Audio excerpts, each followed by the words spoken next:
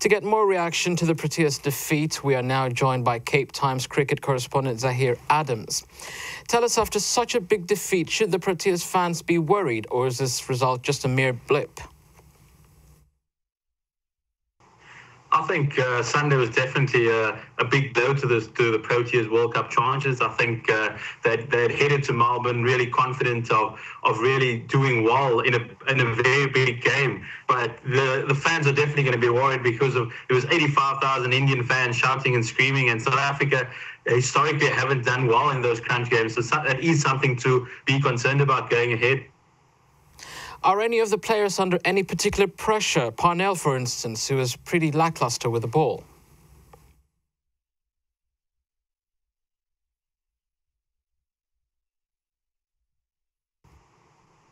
Yes, definitely. I think Wayne Parnell did not have one of his better games on Sunday evening. I think he missed his lines and his lengths, and A.B. de Villiers was actually quite honest about the fact that he missed his disciplines. He missed his disciplines on Sunday evening. I think another guy, Vernon Philander, he's struggling with a hamstring injury. I think his place could possibly be in jeopardy going forward. And then the batting order, the young batsman up front, Quinton de Kock, he hasn't really kicked on since he's come back from injury, and Riley Rousseau is on the bench, and he's champing at the bit to get an opportunity. Looking ahead to the rest of the tournament, where do you think this leaves South Africa in terms of confidence and perhaps form?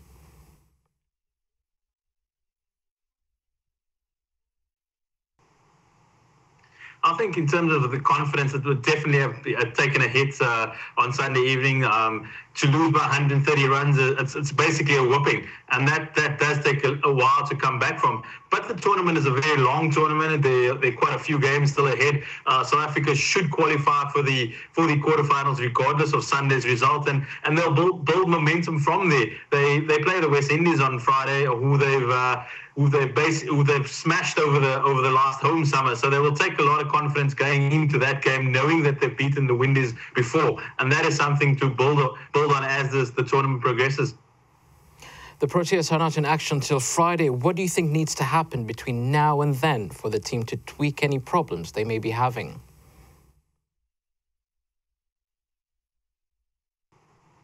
I think, like A.B. de Villiers said on Sunday evening after the game, the senior players basically need to sit down and take hold of what they want to do for the remainder of the tournament, and really sit down with the young players and basically explain to them that that's just one defeat, and we need to we need to carry on from there. And that's going to be the crucial part of how the senior players take hold of the team going forward, and really back their skills that they know they have shown before, and basically just put it up on the big stage once again. Africa is also represented by Zimbabwe. What is your take on their play so far?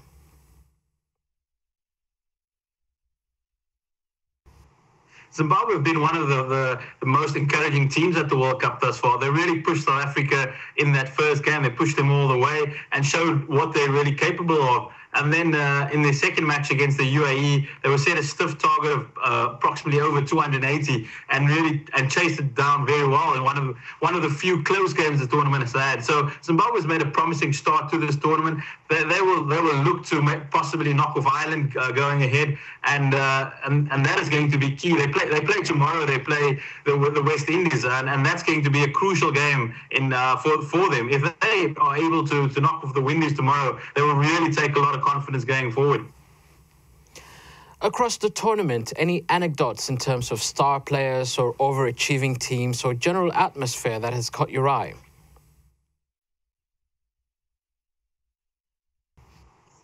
I think the Indians have definitely they've been the outstanding team thus far, along with the Kiwis, the New Zealand. I think just the passion that the Indian fans bring to the tournament, that's been the standout feature. The Indian-Pakistan game in Adelaide was an absolute event down there, and they brought that passion to the MCG on Sunday. When India play, no matter where they play in the world, it's a home game, and that's been fascinating to watch. And likewise the Kiwis, the way New Zealand thrashed England the other day, that was definitely something to behold. It's something they lay down a marker for the tournament, and they're going to be two teams that are going to be hard to stop going forward.